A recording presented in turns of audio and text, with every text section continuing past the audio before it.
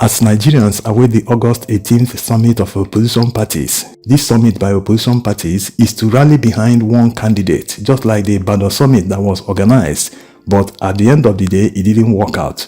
Now, this new summit is being proposed by G100, led by Salisu Lukman. As you know, Lukman is the former vice chairman of APC Northwest. He recently also said that he has suspended his membership of ADC. No one knows why. Now, it is hoped that in this summit, opposition parties will choose one candidate like they wanted to do in Ibadan summit. But right now, it seems that Atiku Abubakar is giving vague conditions for him to attend the summit. Before we see his conditions, it's not clear why Salisu Lukman resigned his membership of ADC or suspended like he said. Maybe he wants to be seen as being neutral. He doesn't want to be seen, you're a member of ADC and maybe you're supporting and proposing Atiku Abubakar, who is a member of ADC, to be the candidate of the opposition. Or maybe it is out of his frustration because it is very obvious that Atiku Abubakar is the stumbling block. Look at the candidates that contested in 2023. There were 4 major candidates and 2 of them have now merged under one party. That's talking about Peter Obi and Rabiu Kwankwaso. They are now contesting as the presidential candidate and vice presidential candidate of the NDC. Major reasons why Kwankwaso decided not to contest this time around, instead to deputize Peter Obi, was because he realized that apart from the fact that Peter Obi is competent, but also the fact that it is the turn of the South, he understands that it is better to support the Southern turn, so as when he returns to the North, Southerners will support them. But on the side of ADC, they are insisting that they will support a Northerner. That's talking about Atiku Abubakar.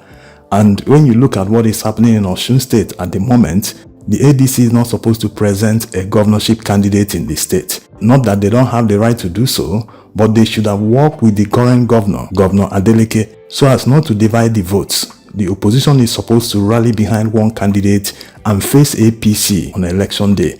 But they are insisting that they will run on their own. NDC doesn't have a candidate in the Osun State governorship election, partly because they were just registered in January this year. And by that January, primary elections for the governorship election in Osun State must have concluded at that time. So apart from the fact that they were already out of time, they couldn't have been able to produce a governorship candidate because a party that was just registered in January and February. So ADC heavyweights don't seem to be playing the flexible politics in Osun State. They seem to have missed a huge opportunity. After all, Atiku Abubakar won Osun State in 2023. Why didn't they sit down with the governor and make a deal with him? Hey, we will support you in the governorship election. We will not field a candidate. All we ask for is for you to support us in 2027. They would have done that, but they are busy campaigning for their candidate, who we all know doesn't stand a chance. Even the PDP, although you can say most of the members of PDP are now in ADC, but the PDP candidate stepped down and declared support for Osun State Governor Adeleke. Now, let's look at the conditions Atiku Abubakar gave concerning the August 18th summit of opposition parties in Abuja. While he welcomed the initiative, he added these lines, quote, "What is most important is that any process towards achieving that objective must be transparent, inclusive, and democratic, and ultimately produce a candidate capable of earning the confidence of Nigerians. The objective is bigger than any individual: to strengthen the opposition, protect our democracy, and present Nigerians with a credible alternative to an administration that has failed to meet their expectations," unquote. Now, when you look at these lines he dropped, it is the same pitch. It is the same argument. He always talks about vague things. It must be democratic, it must be this, it must be someone that can be accepted nationally and all that blah blah blah. He never talks about the main issue, which is zoning. Why is it that he keeps contesting every time? All the time, whether it is turn of the North or the South, he is always contesting. Why is that? And each time I stood here, you gave me your vote. Each time.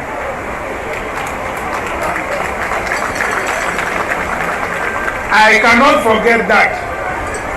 The G100 members that are organizing this summit can never make any progress on that August 18th without first of all talking about zoning. This is the most important factor. We are not even going to talk about whether the person can beat Tinubu or not. No, the first thing they must decide is zoning. Whose turn is it? Because this is what divides Nigerians politically at the moment. Why must Nigerians always vote for Northerners? Southerners are forced and bamboozled into believing that they must vote a Northerner. But when it is time to vote a Southerner, a Northerner in Atiku Abubakar will always insist that he must contest.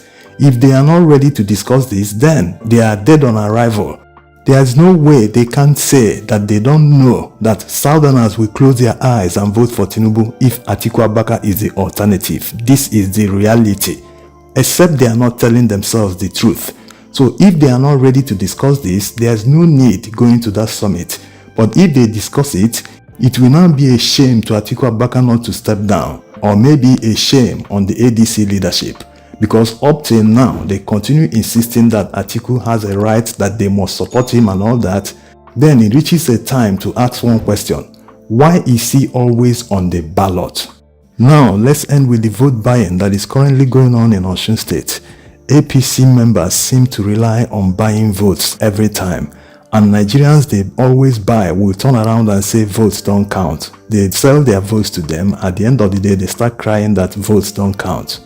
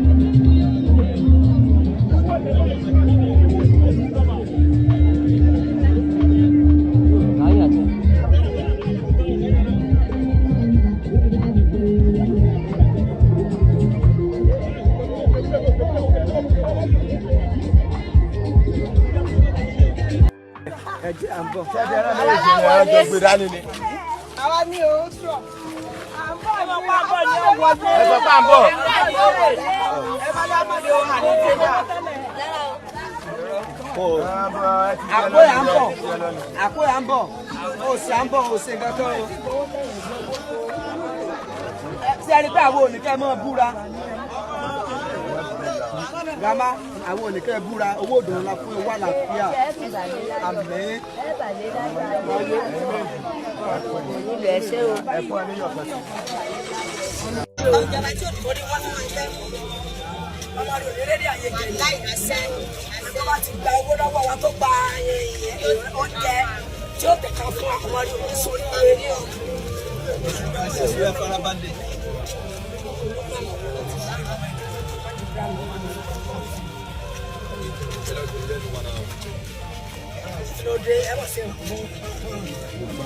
They like it.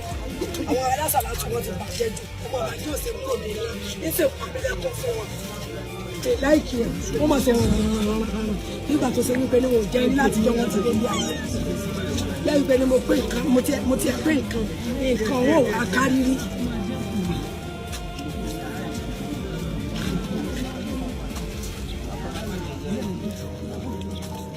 Ìdìbò fún mú ní erúdí ní òye bá mi jí o.